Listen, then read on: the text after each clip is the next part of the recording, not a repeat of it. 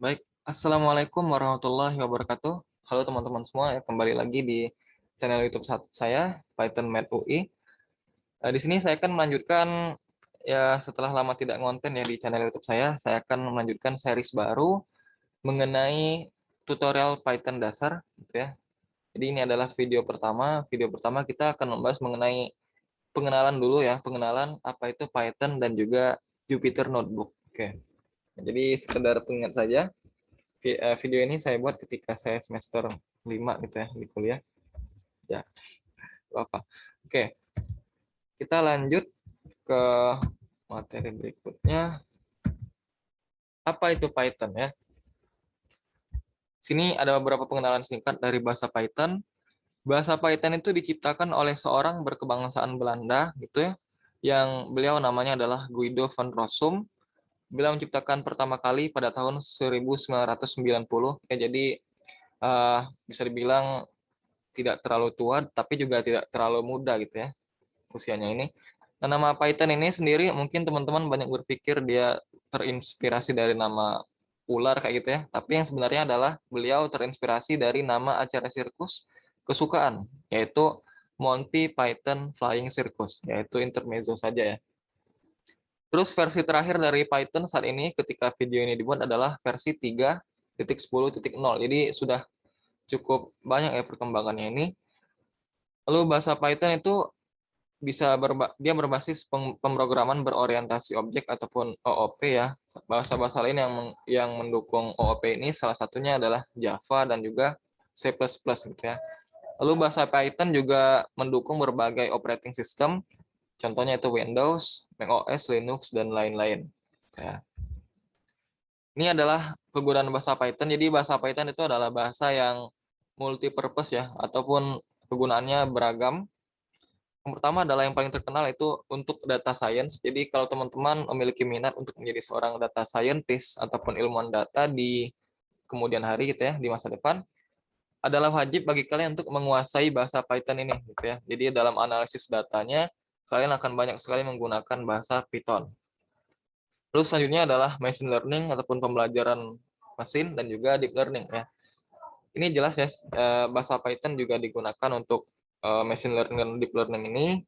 Lalu yang ketiga, Python juga digunakan untuk pengembangan IoT, Internet of Things, dan juga AI ya, Artificial Intelligence. Ya, sangat berkaitan dengan yang nomor dua tadi, itu machine learning dan deep learning.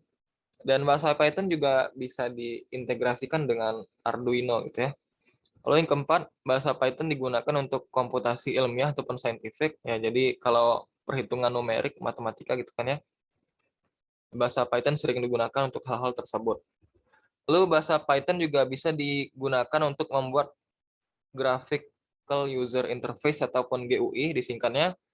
Jadi kayak tampilan antarmuka kayak gitu ya.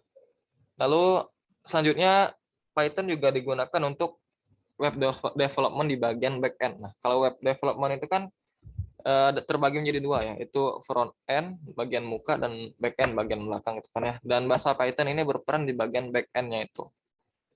Lalu yang terakhir, bahasa Python itu juga bisa digunakan untuk pengembangan game ataupun game development. Ya, walaupun tidak populer ya untuk penggunaan ini, karena biasanya kalau game itu menggunakan bahasa C++ ya, ataupun C# gitu.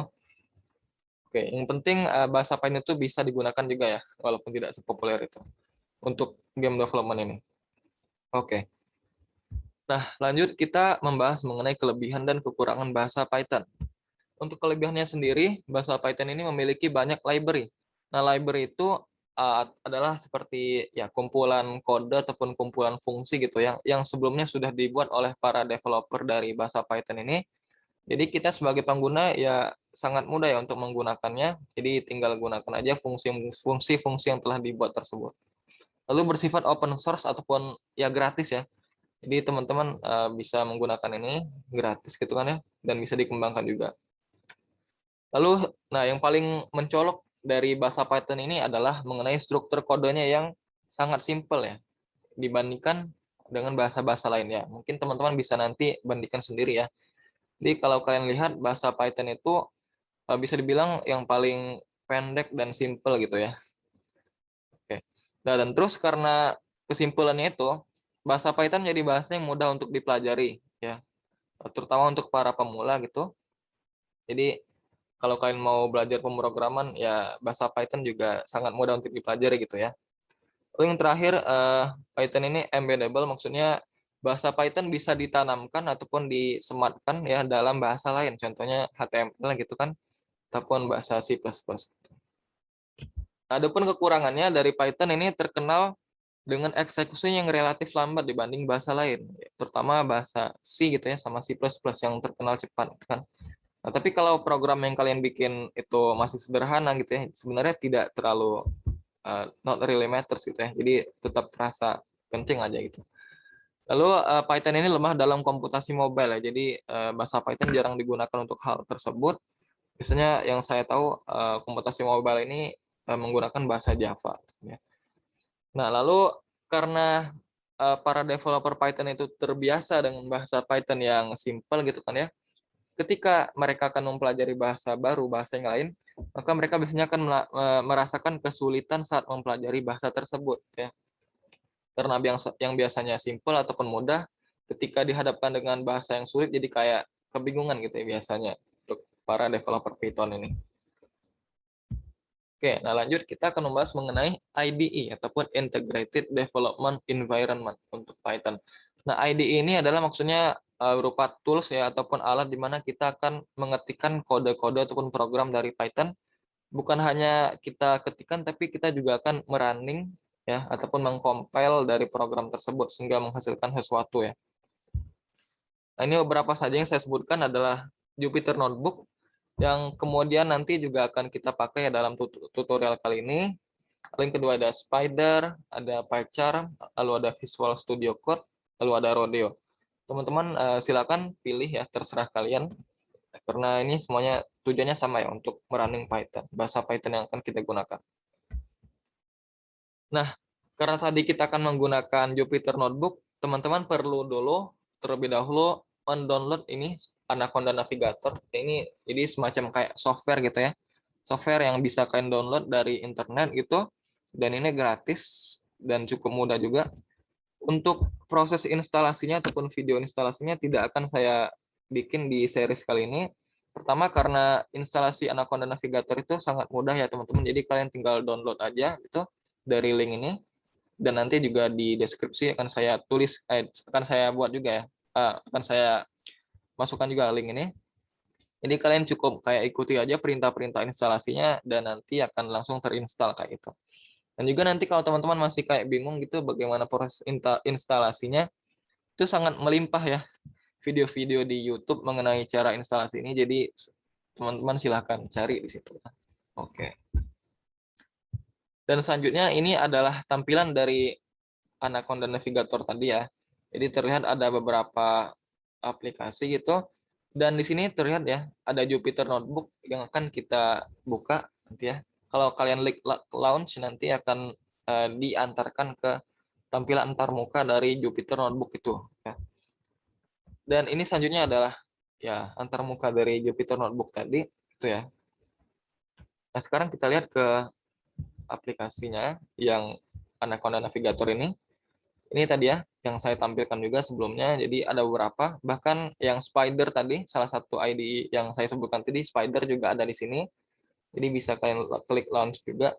Tapi karena kita akan menggunakan Jupyter Notebook di sini, ya kita klik launch, nanti kita akan diantarkan ke seperti ini. Ini adalah tampilan dari Jupyter Notebook, itu ya. Jadi di sini sudah ada beberapa file Python yang sudah saya bikin ya, Python Notebook. Kalau teman-teman ingin memulai suatu file baru ya, silakan klik new nanti, lalu klik Python 3 di sini. Tuh, oke. Jadi seperti itu ya teman-teman. Nah di sini adalah tampilan dari Jupyter Notebook itu tadi ya. Jadi di sini adalah kotak untuk kita menuliskan kodenya. Sebagai contoh, misalkan kita akan menuliskan kode yang sederhana, print hello world gitu ya. Ini adalah program yang paling ya sangat general ya, sangat umum gitu. Kita akan mencetak kalimat hello world di sini. Untuk merunningnya, kalian bisa klik di sini run ataupun klik Shift Enter ya. Sini dia bakal menampilkan kalimat hello world ataupun ya kayak penjumlahan biasa 1+1 gitu ya. Keluarnya adalah 2. Seperti itu teman-teman. Oke, jadi itu dulu. Ini adalah awal dari series yang akan saya tunjukkan nanti. Kita mengenal tadi apa itu bahasa Python dan juga Jupyter Notebook yang akan merupakan IDE ataupun editor untuk Python yang akan kita gunakan ya. Oke. Kalau begitu sampai di sini dulu teman-teman video episode kali ini. Maaf ya kalau ada kesalahan dalam pengucapan atau penyampaian. Silahkan klik like, ya, komen, dan subscribe jika video ini cukup membantu kalian. Dan kalau tidak suka, jangan di like ya, jangan di dislike ya. Karena itu sudah cukup untuk membantu perkembangan channel kita. Oke, terima kasih kalau begitu. Saya tutup. Wassalamualaikum warahmatullahi wabarakatuh.